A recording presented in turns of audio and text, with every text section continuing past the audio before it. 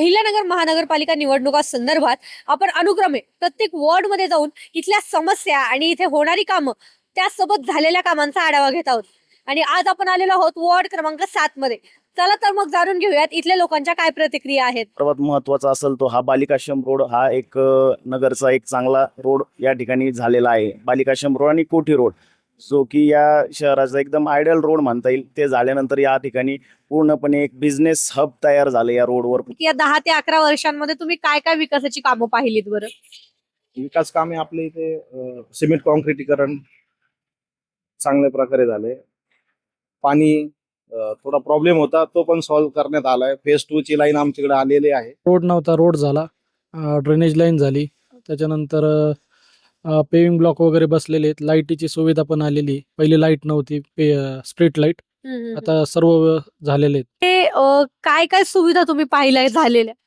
नाही, आता एवढ्या वर्षभरात आमच्या इथं भरपूर सुविधा झाल्या आहेत. रस्त्याचे कामं झाले, ड्रेनेजचे कामं झाले.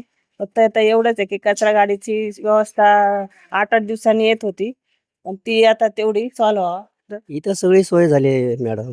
रस्ता झाला, एकदम सगळं व्यवस्थित, कामं चांगली, स्वच्छता चांगली आहे. सगळं झालं. सर्व सरकुंडी आहे, मग मोकळा प्लॉट आहे. कारण की त्या कारणास्तव भरपूर लोक इथं पडले, त्यांना म्हणजे भरपूर दुखापती झाल्या. त्याने त्याची व्यवस्था झाली पाहिजे. ते ज्या ड्रेनेज लाईन वगैरे आहे त्या सगळ्या झाल्या आहेत. सरांनी जे लाईटीचे वगैरे काही खांबांचे काम होते ते केले. बरेचसे असे काम करून त्यांनी आमच्या वॉर्डला खूप काही सहकार्य केलं. पाण्याचं पण बऱ्यापैकी होतो कधीतरी प्रॉब्लेम, तो पण सुटला पाहिजे. ते घाणेरडं पाणी येतं. घाणेरडं पाणी पण येतं आणि पाण्याची कन्सिस्टन्सी कमी येते थोडी.